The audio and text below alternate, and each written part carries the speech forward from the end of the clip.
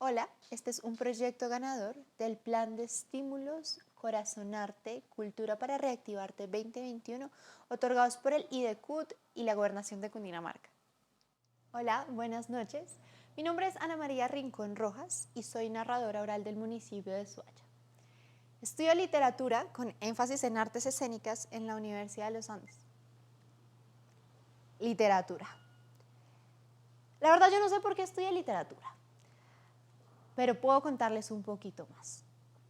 Me acuerdo yo, en una de mis primeras clases, se levanta el maestro y nos enfrenta a todos con una pregunta. ¿Alguien aquí puede decirme cuál es el origen del mundo? ¿Cuál es el nacimiento del mundo? A ver usted, ¿cuál es el origen del mundo?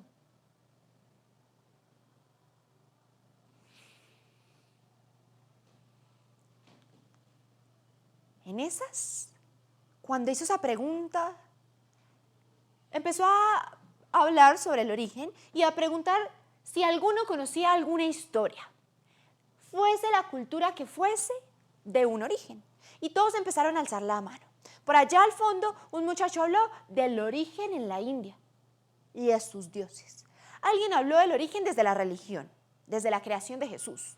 Alguien por allá se metió con lo científico y habló sobre la teoría del Big Bang. Aún así, yo me quedé pensando en mi origen. Y me fui a la biblioteca de la universidad a investigar un poquito más. En esas me encontré con un libro de mitos y leyendas muiscas, porque lo muisco lo llevo en el corazón, en las raíces y hasta en la piel. Me puse yo a leer este libro y me di cuenta que en serio habían historias maravillosas que a veces coincidían con otras culturas y de las cuales no éramos conscientes. La primera que a mí me llama la atención es la historia de la creación muisca. Decían por ahí que los chibchas, hace mucho tiempo, antes del nacimiento de la primera mujer y del primer hombre, en la laguna sagrada, una laguna enorme, empezaron a divisar cómo empezaban a nacer flores. Nacían flores de todos los colores, flores brillantes y de todos los tamaños. Alrededor de las flores venían plantas enredaderas. De ahí el agua de la laguna empezó a burbujear, casi como si estuviera hirviendo. Y en ese momento, el sol disparó un rayo directo a la mitad. Ahí empezó a nacer una mujer. Empezó a aparecer una mujer esbelta, una mujer preciosa, con el pelo largo y negro, y unos ojos oscuros, pero tan oscuros que parecían un hueco. Preciosa. De la mano traía un niño chiquitico. Caminaron por toda la laguna hasta llegar a la orilla. Y al llegar a la orilla, divisaron el paisaje. Eran Bachué y su hijo, que habían venido a poblar toda la tierra. Cuando Bachué se encontraba en la orilla de la laguna, dijo que quería encontrar un lugar para construir su casa y vivir tranquila junto a su hijo. Y así fue. La laguna se encontraba cerca de una montaña muy alta. Entonces se dio cuenta que la mejor forma era bajar a aquella montaña y llegar como a la parte llana, donde hacía menos frío, a la que vamos a llamar también el pueblo de Iguaque. Y allí Bachué construyó su casa en la que vivió tranquila como ella quería. Así fue pasando el tiempo y cuando el niño creció y se hizo hombre, contrajo matrimonio con Bachué. Se casaron, la mamá y el hijo se casaron. Ese matrimonio tenía el propósito inicial de poblar la tierra. Y así fue. Empezaron a tener hijos, pero sí que tenían una cantidad de hijos y muchos hijos, porque Bachue en cada parto podía tener 5, 6 o hasta 7 niños.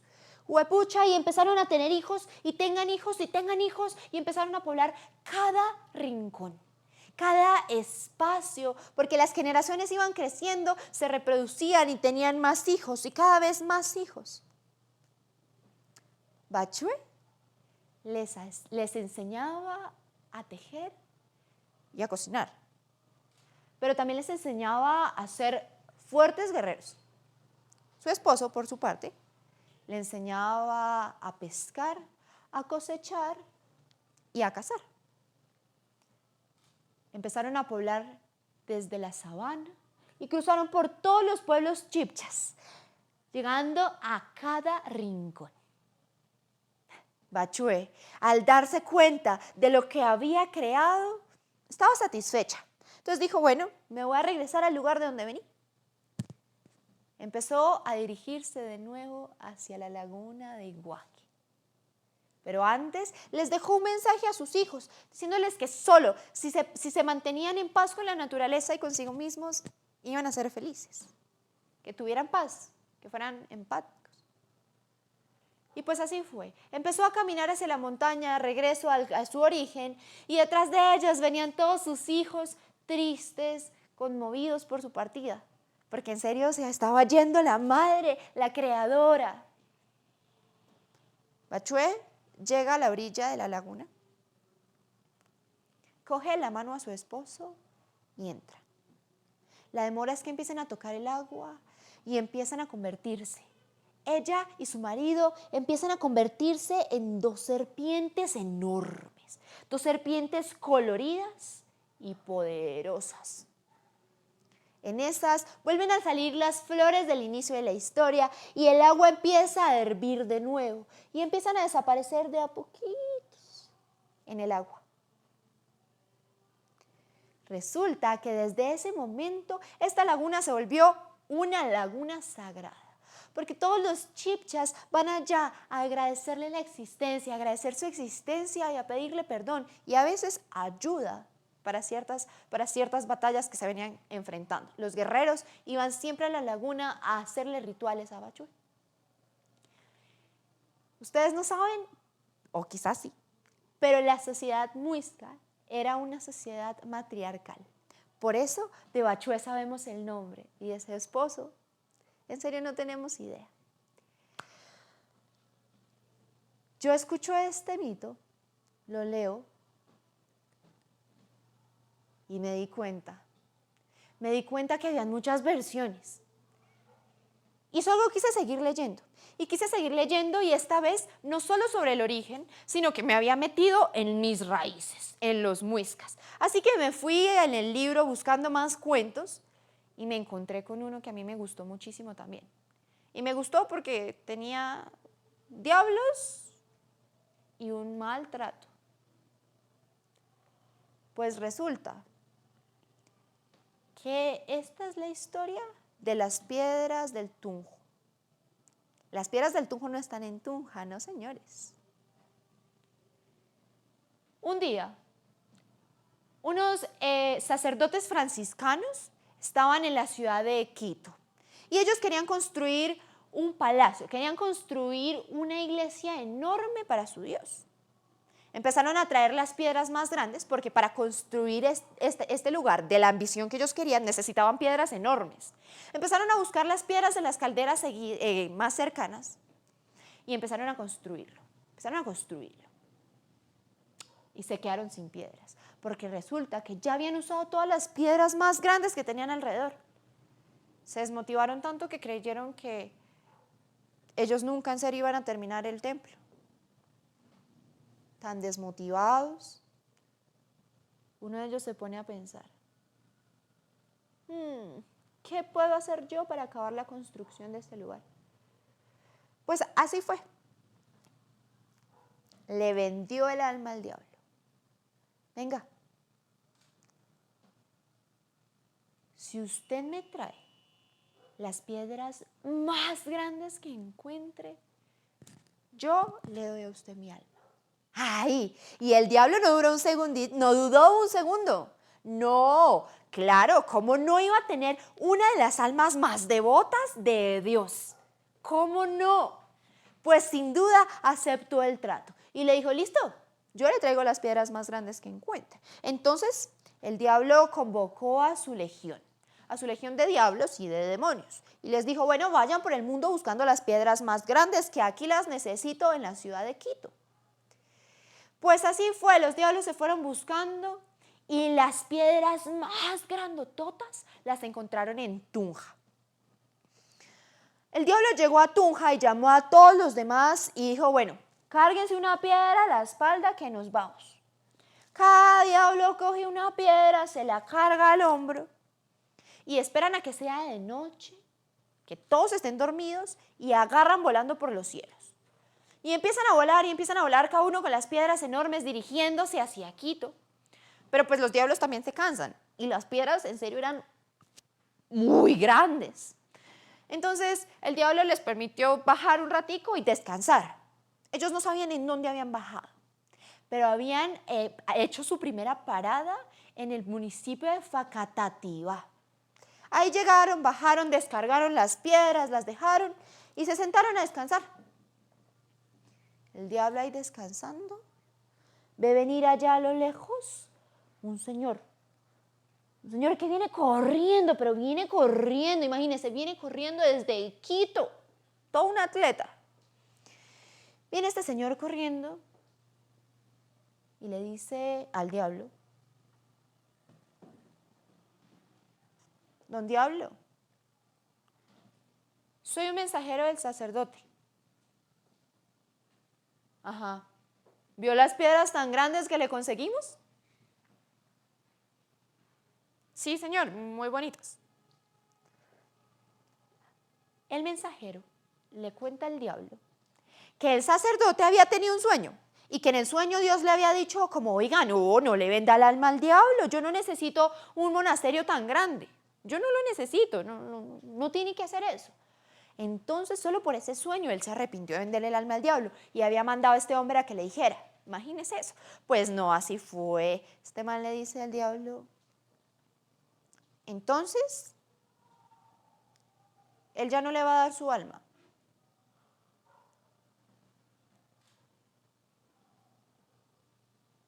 ¿Qué?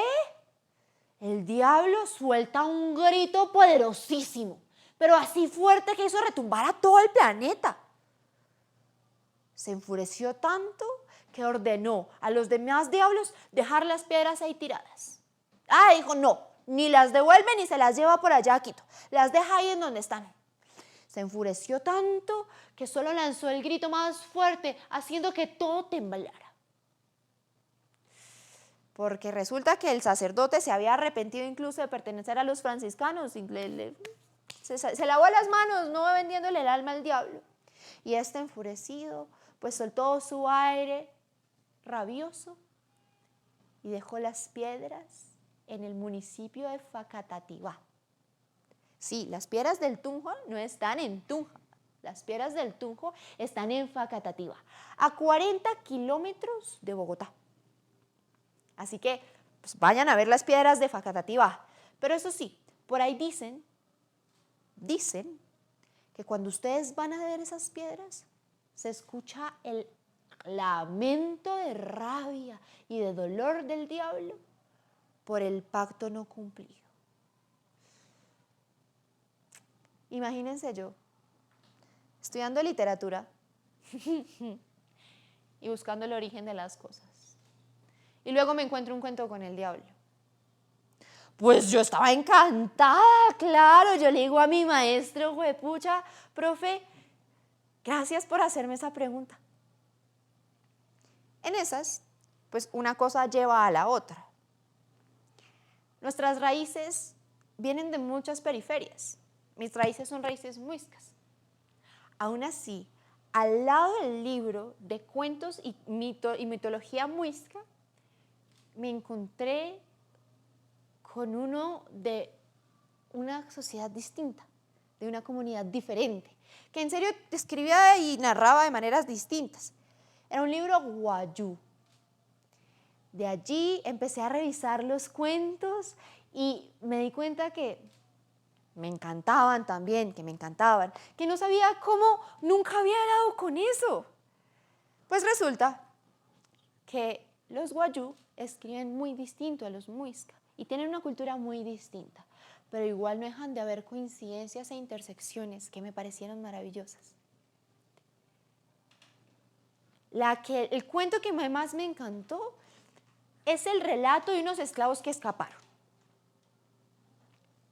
Dicen por ahí que hubo unos hombres a los que una vez se los llevaron por allá muy lejos de sus tierras.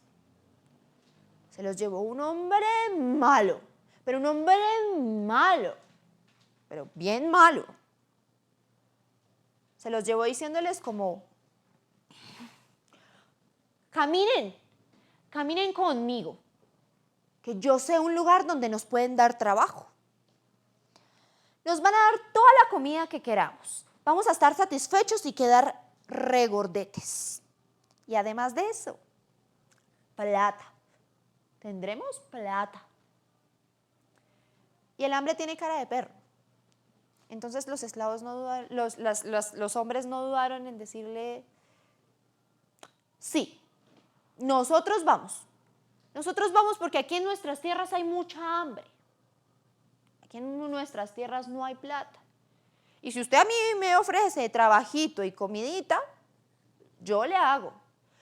Para ser específica, fueron 6 hombres. Se los llevó por allá atravesando la selva amazónica y los dejó en un barco lleno de mucha gente. Pues resulta que este hombre malo, pero malo, los había llevado allá para venderlos. Los compró un hombre blanco, calvo y bien gordo. Los compró para que fueran los esclavos de él. Así de grande había sido el engaño. Pues resulta que este hombre trabajaba talando los árboles y haciendo madera para muchas cosas. Entonces necesitaba esclavos. Pues se los llevó por allá para su casa en medio de la selva a trabajar para él. Pero en serio los puso a trabajar muchísimo. Y ellos trabajaban y trabajaban y trabajaban y trabajaban mucho. Y eso era proporcional al sufrimiento, porque también sufrían mucho, muchísimo. Y el pago era casi que inexistente. Empezaron a trabajar y cuidadito les diera pereza o cuidadito se sintieran cansados. No, llegaban y su latigazo, como a los burros, porque decían que los burros eran perezosos. Estos esclavos, cansadísimos de trabajar casi que las 24 horas, estar dispuestos para su amo, un día se aburren. Se levanta uno y dice, compañeros, ¿en serio vamos a quedarnos el resto de nuestras vidas aquí? ¿Y nosotros que somos aquí de cuero duro vivimos más? ¿Vamos a aguantarnos toda la vida aquí bajo este señor como esclavos? Otro allá lo escucha y le dice, escapémonos. Y no se preocupen, nosotros no nos vamos a perder. Yo sé que el camino es largo y culebrero, pero yo no dudo que vaya a haber una luz que nos vaya a llevar de nuevo a nuestras tierras. Escapémonos. Pues claro, escucharon eso y los 6 esclavos estuvieron de acuerdo. Pues escapémonos. Después de plantear eso, empezaron a programarse. Entonces empezaron a guardar esos días comida. Empezaron a guardar panela, maíz, arroz, café y guardaron tabaco para ir fumando en el camino. También empezaron a guardar cosas importantes como herramientas para cocer la comida. Entonces llevaron una pailita, una olleta, fósforos y no se les podía olvidar sus chinchorros. Los chinchorros son como camitas en los que podían colgar en las enramadas y acostarse a dormir en ellos. Pues así fue, cuando tuvieron todo preparado, esperaron a que fuera de noche y salieron corriendo bien rápido. Nadie se dio cuenta. La primera noche en la que se escaparon, en serio no llegaron muy lejos. No llegaron muy lejos porque no se esperaban con que en serio la selva era más culebrera de lo que parecía. Pues estaba llena de ramas y musgos y el lodo. Todo era más difícil de lo que ellos creían. Solo lograron andar un poco y se sentaron a descansar. Empezaron a pasar los días y ellos estaban en la selva intentando encontrar los caminos para llegar a sus tierras, porque no tenían nada, no tenían orientación y estos caminos en serio que eran complicados. Empezaron a hacer algo. Entonces, todas las mañanas bajaban de sus chinchorros, iban a buscar agua y frutas en los árboles de la selva que se pudieran comer, que casi siempre estaban bien biches. Y cuando se llegaba la noche, se subían a sus chinchorros, pues a acostarse a dormir hasta donde hubiesen llegado. En medio de su camino se encontraron con muchos animales, animales que nunca ellos habían visto. Entonces allá acostaditos alcanzaban a escuchar por debajo el rugir de un tigre o el cascabel de una serpiente cascabel. Y además de los bichos, ¿no? Las abejas, las hormigas, todo. Y en medio de las noches, a veces sentían incertidumbre. Sentían incertidumbre, miedo y se reprochaban si en realidad podían regresar a sus tierras con lo perdidos que andaban. Pero como ya no había vuelta atrás, solo tenían que agarrarse el corazón, amarrárselo, hacerse un nudito y aguantar, porque no había más. Siguieron pasando los días. El avío se empezó a acabar. La comida se estaba disminuyendo y ya no era tan fácil encontrar frutas. Uno de ellos se enfermó. De una pata se enfermó. Empezó a hacerse complicado, porque llegó el día que todos temían. Llegó el día en que se les acabó todo. No tenían comida. Ellos estaban cansados, no podían dormir bien, estaban delgados además, porque en donde estaban tampoco los alimentaban muy bien. Y empezaron a desfallecer. Empezaron a desfallecer tirados al borde de los árboles. Uno de ellos dice: compañeros, yo la verdad ya no tengo fe.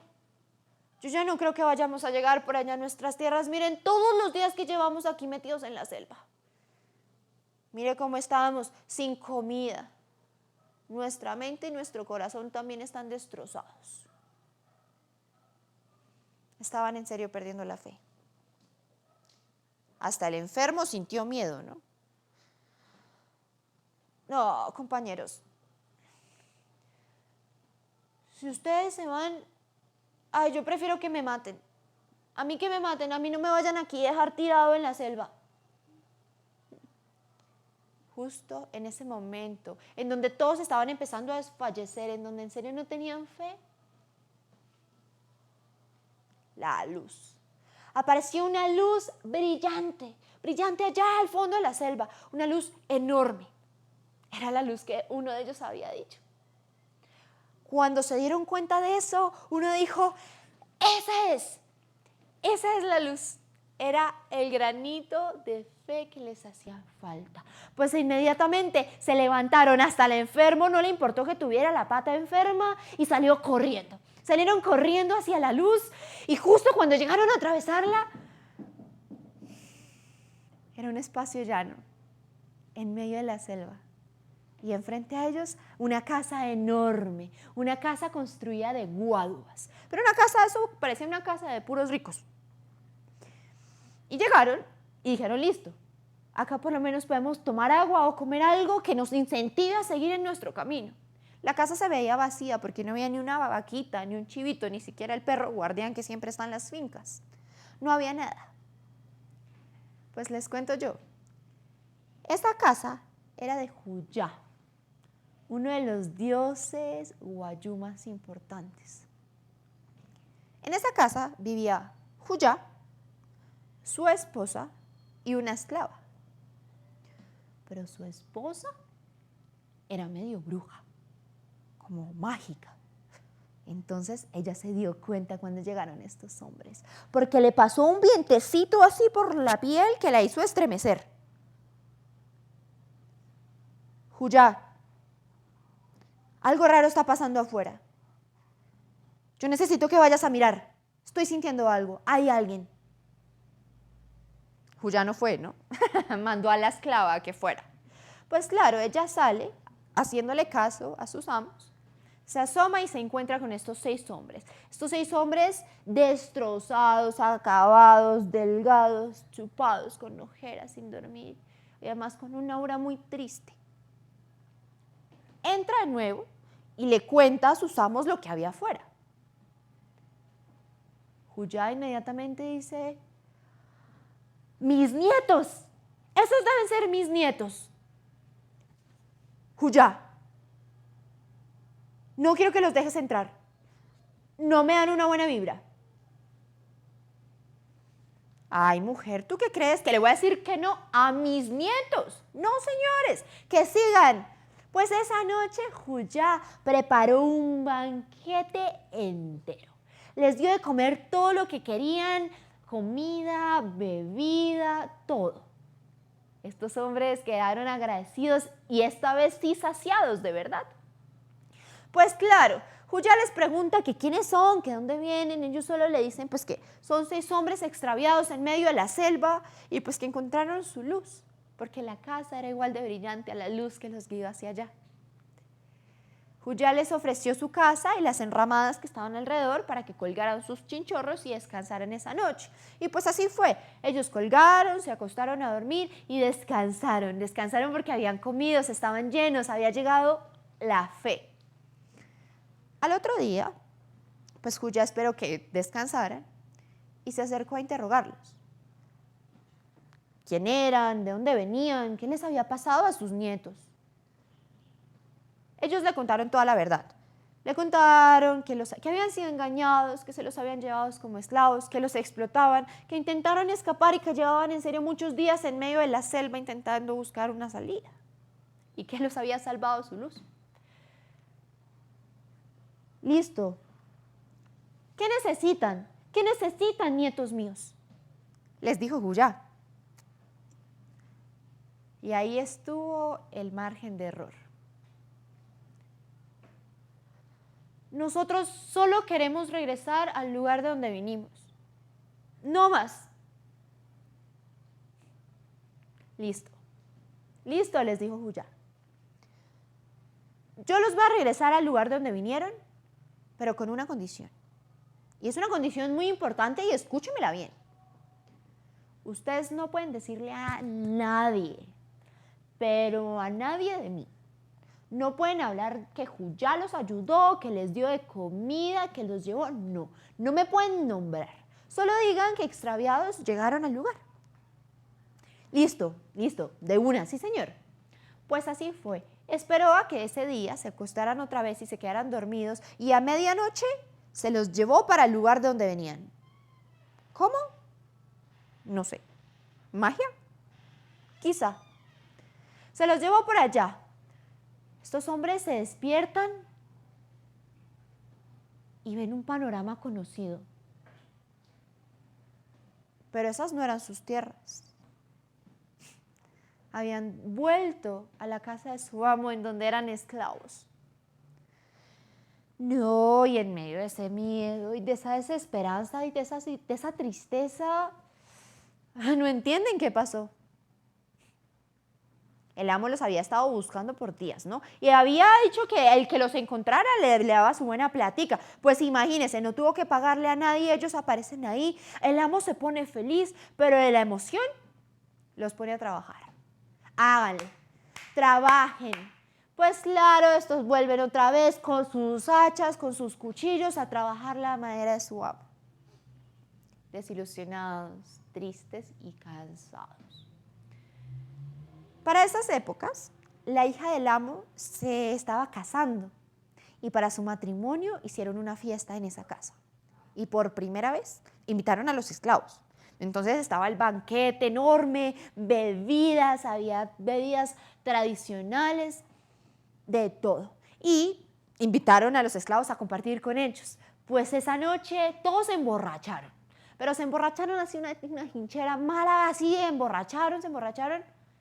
Y pasó lo que no podía pasar. A estos esclavos se les zafó la lengua y empezaron a contarle a los demás esclavos que tenía el amo lo que había pasado. Entonces les contaron que Juyá se lo encontraron, que Juyá los ayudó, que mágicamente los devolvió ahí, pero que se equivocó porque los había devuelto al lugar que no era. Esa noche se acabó la fiesta. Todos se fueron a dormir borrachos. Ellos colgaron sus chinchorritos en las enramadas de su amo y se acostaron a dormir. Pasó la noche y al día siguiente eran las 9 de la mañana y ellos seguían acostados. Y un esclavo no puede durar dormido hasta las 9 de la mañana. No, señor. Se levanta uno de los encargados de mandar a los esclavos con un látigo en la mano y arriba, arriba, son las 9 de la mañana y ustedes no se han despertado. ¿Qué les pasa, esclavos perezosos? Pero ellos ni se movían. No se movían, ni un poquito. Entonces, este hombre se les acercó a mirarlo y se dio cuenta que estaban muertos. ¡Muertos! 6 esclavos muertos en sus chinchorros. Pues claro, este hombre entra corriendo a contarle al amo, amo, mira, ya se murieron unos esclavos, yo no sé qué pasó.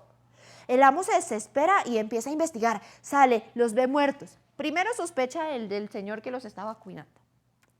Pero luego empieza a hablar con todas las personas de la casa. Y los esclavos, los demás, los que no se murieron, le contaron lo que ellos les habían contado. Le empezaron a hablar de Juyá, ¿no? Entonces que Juyá mágicamente los había ayudado, los había alimentado, les había traído de regreso y que además tenía una luz brillante. Sí, pues claro, también ellos le habían contado que Juyá les había hecho jurar que no hablarían de él. Pues así fue. Toda la casa empezó a hablar de Juyá, desde los esclavos hasta el amo. Todos, no, que Juyá, Juyá. Quizá ellos están muertos por Juyá. Pero lo que no sabían era que Juyá les había dicho que no hablaran de él, pero implicaba para todos, porque esa misma noche, al caer las 12 y estar la luna llena ahí encimita, todos quedaron muertos, desde los esclavos hasta el amo y su familia. Nadie podía hablar de Juyá.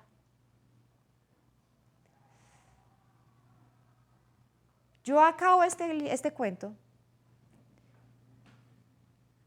y encontré la respuesta al por qué estudié literatura. Lo supe y le agradecí a mi profesor y le agradecí a los muiscas y le agradecí a los guayú. Yo estudié literatura porque inevitablemente la vida está llena de historias. Está llena de historias de todo tipo y además muchas versiones de la misma historia. Y acá yo les traje las versiones que logré construir. Muchísimas gracias.